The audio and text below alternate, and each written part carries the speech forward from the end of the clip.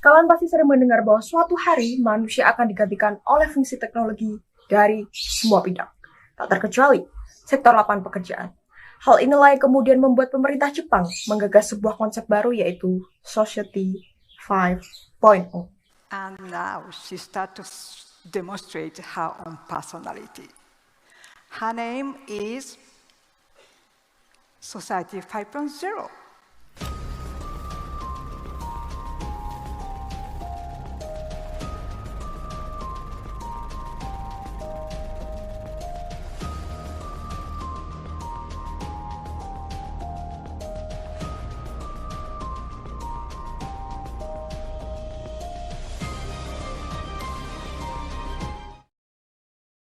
Pada tahun 2016, sebuah inisiatif yang disebut Masyarakat 5.0 atau Society 5.0 diusulkan oleh Kabinet Jepang dalam Rencana Dasar Sains dan Teknologi kelima dengan visi untuk menciptakan masyarakat super cerdas.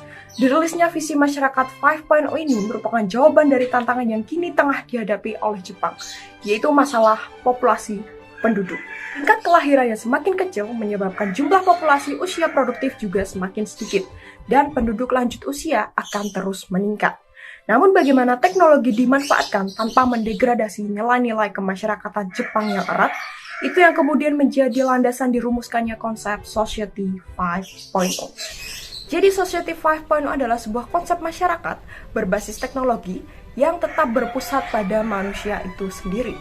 Namun perlu dicatat bahwa digitalisasi hanyalah sebuah sarana, dan bahwa kita, manusia, sebagai aktor utama tetap mempunyai andil penting, sehingga fokus kuat yang dipertahankan adalah pembangunan masyarakat yang membuat kita bahagia dan memberi kita rasa nilai. Badan Pusat Statistik atau BPS mencatat jumlah penduduk Indonesia di tahun 2020 didominasi oleh generasi Z, yaitu mereka yang lahir antara tahun 1997 hingga tahun 2012. Jumlahnya mencapai 75,49 juta jiwa atau 27,94% dari total penduduk Indonesia yang berjumlah 270,20 juta jiwa berdasarkan sensus penduduk September tahun 2020.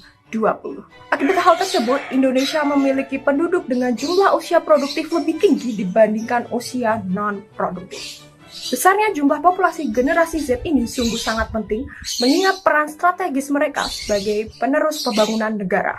Nah, disinilah peran pemerintah sebagai fasilitator harus mampu memberikan pengaturan yang cerdas bagi generasi muda, dan juga generasi muda sebagai pelaksana harus mampu mengoptimalkan kompetensi dan proses adaptasi sebaik dan sedini mungkin. Berbicara mengenai adaptasi dan kompetensi, dua hal tersebut merupakan peran yang harus dipertahankan oleh generasi muda.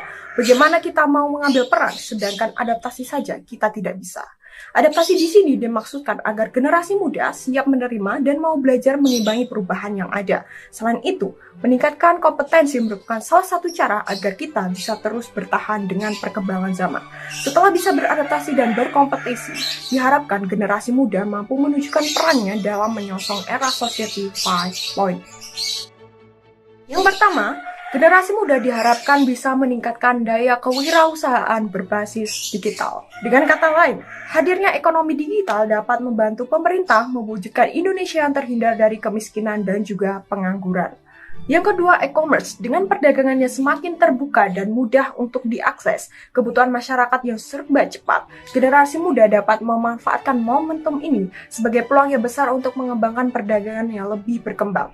Generasi muda dapat mengaitkan UMKM dengan internet agar ekonomi negara Indonesia dapat terjaga dan berkembang secara signifikan. Lalu yang ketiga, generasi muda haruslah melatih soft skill-nya dan kemampuan prestasi lainnya demi tercapainya era pada setiap revolusinya. Soft skill ini juga termasuk kesiapan dari generasi muda agar apa yang dimiliki sesuai dengan kemajuan dari iptek nantinya. Misalnya, jika kalian mahasiswa, kalian bisa aktif mengasah kemampuan dengan mengikuti berbagai perlombaan penelitian mengenai hal-hal yang belum diketahui sebelumnya, agar inovasi dan kreativitas dapat tercipta. Atau kalian bisa mengikuti kegiatan-kegiatan yang disediakan oleh pemerintah maupun pihak kampus. Seperti contohnya adalah program Kampus Merdeka. Lalu yang keempat, generasi muda bisa memanfaatkan teknologi seperti gadget yang sekarang kalian pakai sebagai sarana pembelajaran untuk mengikuti pelatihan-pelatihan yang banyak disediakan oleh startup-startup digital ataupun platform lainnya. Harapannya dari hal tersebut, generasi muda tidak hanya menjadi target pasar, namun juga sebagai pelaku industrialisasi. Dengan merespon berbagai hal yang terjadi, Fokus Society 5.0 bisa menjadi peluang besar bagi Indonesia untuk mempercepat transformasi masyarakatnya. Bagi Indonesia, mungkinkah langsung berpijak pada dua kaki sekaligus?